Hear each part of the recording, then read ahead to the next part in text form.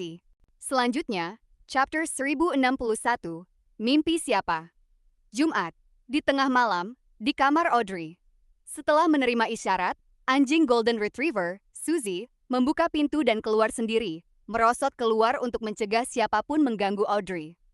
Audrey mengambil karakteristik Beyonder Dreamwalker, bahan tambahan yang sesuai, dan alat yang digunakan untuk meracik ramuan dari tempat yang tersembunyi. Sebagian besar bahan tambahan itu berasal dari kota Perak, dan semuanya adalah barang yang belum dia bayar karena Little Sun belum memikirkan sesuatu yang dia butuhkan. Dia meracik ramuan itu dengan terampil dan melihat cairan yang dipenuhi titik-titik kelabu putih yang gelap. Dia mundur selangkah, menyatukan kedua tangannya, dan meletakkannya di depan mulutnya sambil mengucapkan dengan lembut, "Si bodoh yang tidak berasal dari era ini." Begitu doanya selesai, berbagai sosok dalam bentuk yang tak terlukiskan muncul di depannya. Mereka dengan cepat berenang dan saling berbaur seolah-olah mereka aktif di laut. Di atas lautan terdapat 7 sinar murni dengan warna yang berbeda yang tampaknya mengandung pengetahuan tak terbatas. Di atas 7 cahaya yang berkilau ini adalah kabut kelabu putih yang tak berujung. Dan di atasnya adalah sebuah istana yang menjulang tinggi dan megah. Pada saat itu, pintu istana terbuka saat sosok yang terbentuk dari cahaya emas menyebarkan 12 pasang sayap yang terbuat dari api merah dan terbang turun, mendarat di depan Audrey.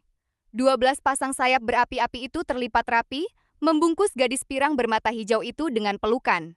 Pemandangan seperti itu hanya bertahan selama 1 atau 2 detik sebelum menghilang. Seolah-olah dia sedang berhalusinasi. Tetapi Audrey selalu merasakan perasaan terbenam dalam pengalaman suci dan agung ini. Dia menenangkan diri dan dengan tulus berterima kasih kepada Tuan Bodoh. Dengan pelukan malaikat, dia dapat mempertahankan kejernihan dalam mimpinya dan terbangun kapanpun dia perlu. Dia tidak perlu khawatir terjebak dalam mimpinya dan tidak bisa melepaskan diri. Ini berarti dia telah melaksanakan ritual yang sesuai untuk Dreamwalker. Dan efeknya pasti lebih baik daripada yang seharusnya. Bagaimanapun, tidak setiap hipnotis dapat memperoleh berkat seperti itu dari keberadaan tersembunyi dan dipeluk oleh malaikat khusus seperti ini. Audrey semoga sukses. Audrey bergumam di dalam hati sebelum dia berhenti ragu dan mengambil botol kaca, meneguk ramuan di dalamnya. Ramuan itu tidak seburuk yang dia bayangkan. Rasanya sedikit asam, sedikit manis, sedikit pahit, sedikit surreal, dan sedikit menstimulasi. Seolah-olah itu adalah mimpi liar yang bisa dia nikmati sepenuhnya. Sebelum dia dapat merasakan efek ramuan yang bekerja di tubuhnya, Audrey tiba-tiba terkejut sebelum dia kembali sadar. Dia melihat bahwa malam telah menjelang fajar di luar jendela, dengan matahari terbit dari cakrawala mewarnai langit merah. Di dalam taman, bunga-bunga bermekaran, ujung-ujung rumput hijau berkilau dengan embun kristal. Seolah-olah Audrey telah menjadi penguasa dunia ini. Kesadarannya melayang saat dia melihat ke bawah pada berbagai pemandangan. Ayah dan ibunya bergandeng tangan sambil berjalan di jalur taman, menghirup aroma sambil mandi dalam cahaya pagi. Setelah menyelesaikan perbedaan mereka, kedua saudaranya, Hibbert dan Alfred, menunggang kuda dan membawa pelayan bersama mereka. Tawa menyertai mereka saat mereka memasuki hutan, bersaing untuk mendapatkan hasil buruan yang lebih baik. Duta besar atau perwakilan khusus dari berbagai negara seperti Faisak, Intis, dan Faina Potter menandatangani kesepakatan di Istana Sodela Loen, mengumumkan kepada dunia bahwa perang tidak akan terjadi. Dengan demikian, menghilangkan semua awan gelap di langit. Situasi kabut di Backland membaik. Setiap pabrik perusahaan telah lulus tinjauan ganda dari pengawas industri alkali dan Dewan Pencemaran Udara Nasional. Dan mereka telah mempromosikan standar tersebut ke negara lain. Jam kerja maksimum dan lingkungan dasar bagi pekerja dijamin. Dan perkembangan setiap industri semakin baik. Jumlah pengemis telah turun ke tingkat yang tak terbayangkan. Dan berbagai langkah perlindungan yang dipelopori oleh kerajaan melindungi semua orang. Semakin banyak pekerja yang mampu membeli sepeda. Di jalanan, sepeda-sepeda berkumpul seperti tentara besar, bergerak ke arah yang berbeda di tengah suara deringan. Anak-anak tidak perlu bekerja di pabrik pada usia muda. Mereka bisa tertawa dan bersenang-senang, berlari ke kelas dengan meja dan kursi. Di dalam, mereka membuka buku pelajaran dan mulai mendengarkan dengan penuh perhatian. Jika mereka tidak ingin belajar, itu sepenuhnya pilihan mereka, bukan karena mereka kekurangan kondisi. Wanita tidak lagi didiskriminasi karena gender mereka. Bahkan seorang pelayan laundry bisa mengandalkan belajar untuk mendapatkan pengetahuan dan menemukan pekerjaan yang lebih baik. Ada jurnalis, guru, polisi wanita, tentara, penambang, dan pegawai negeri. Dapat dilihat di setiap lapisan masyarakat. Berbagai barang mekanis muncul di jalan-jalan dan gang-gang, membawa kenyamanan dan kebahagiaan bagi orang-orang. Di alun-alun di depan Katedral Ifmite, merpati terbang dan mendarat. Orang-orang duduk atau bermain akordeon, sepenuhnya menikmati hidup mereka. Ini adalah mimpi Audrey untuk masa depan. Beyonder yang tidak terafiliasi tidak perlu khawatir lagi. Selama mereka menjalani pemeriksaan kondisi mental fisik mereka dapat berjalan dengan bebas dan menggunakan kekuatan Beyonder mereka untuk menghasilkan uang secara legal. Ini benar-benar luar biasa. Jika bukan karena aku yang tetap jernih, aku pasti akan kehilangan diri dalam ini. Aku akan turun dari posisi komando dalam kesadaranku, berjalan-jalan dengan orang tuaku, berburu dengan saudara-saudaraku, dan sesekali pergi ke sekolah untuk mengajar anak-anak. Aku akan sering bekerja keras untuk memperpanjang perdamaian dunia. Audrey menatap mimpi itu, merasakan suatu keharuan. Dia kemudian merasakan proyeksi astralnya naik sekali lagi, keluar dari batas dunia kabur. Dia melihat bahwa mimpinya seperti gelembung besar yang tumbuh dari pulau kesadaran sambil diam-diam menyelubunginya. Air bubble itu dikelilingi oleh kabut kelabu. Dari jauh, dia bisa samar melihat gelembung udara lain, dan di bawahnya terdapat pulau kesadaran yang sesuai. Di dalam kabut kelabu itu terdapat laut ilusi yang tenang, beriak, dan berkilau yang tampaknya tak berdasar. Lautan bawah sadar kolektif, ini adalah pemandangan dunia pikiran untuk seorang dreamwalker.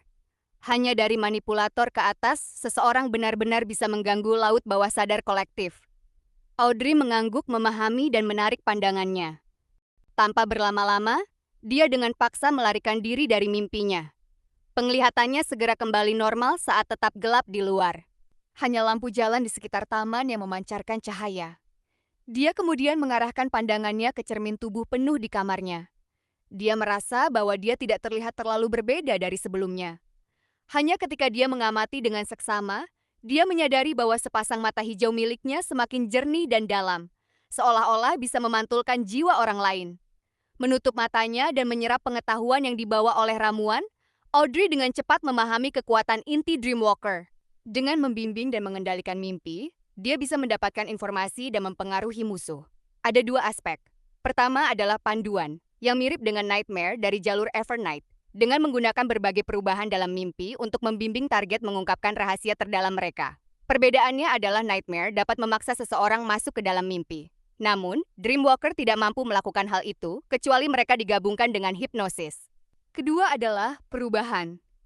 Dengan memodifikasi mimpi target, seseorang dapat mempengaruhi target dalam jangka waktu yang lama, mengubah mereka dan membuat mereka melakukan hal-hal yang biasanya tidak akan mereka lakukan tanpa menyadarinya.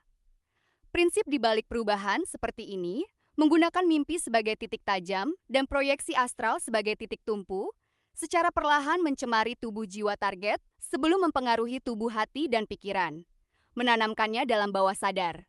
Dibandingkan dengan menggunakan hipnosis secara langsung, kontrol yang berasal dari mimpi lebih lembut dan tersembunyi, membuatnya sulit untuk diperhatikan dan cocok untuk menargetkan sasaran di tingkat yang lebih tinggi.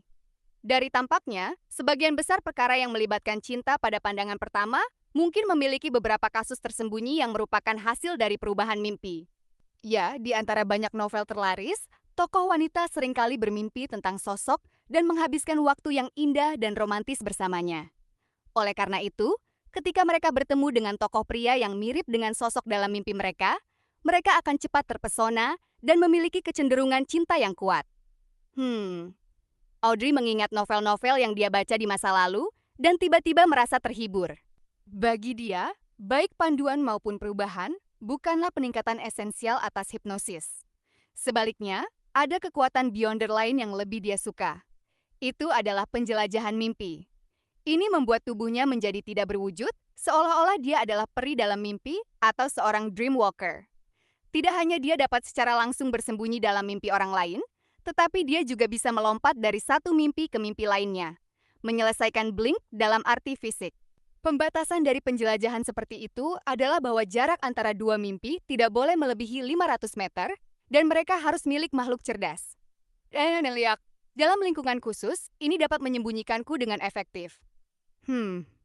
Mengapa Havin Rambis tidak langsung mempengaruhiku melalui perubahan mimpi?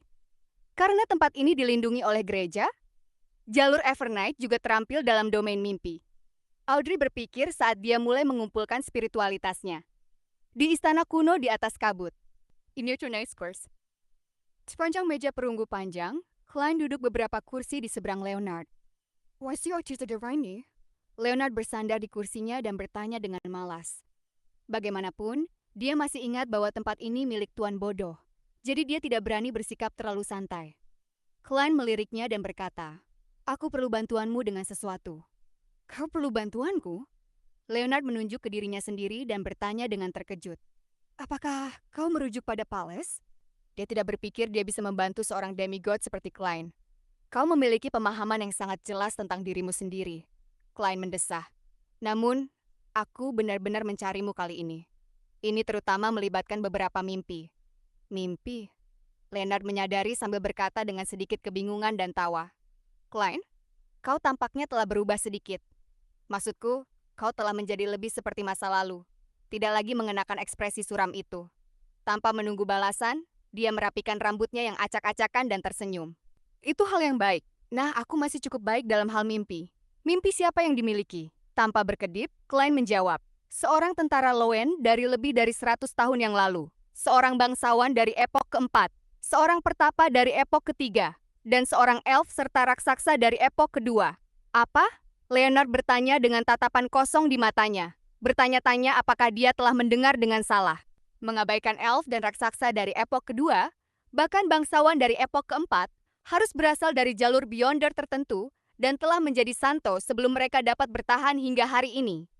Tidak mungkin mereka semua adalah malaikat kecuali tentara Loen itu, kan? Masuk ke dalam mimpi para malaikat, aku rasa lebih baik mencari orang tua. Pikiran Leonard berputar dengan cepat seolah-olah dia berada dalam mimpi.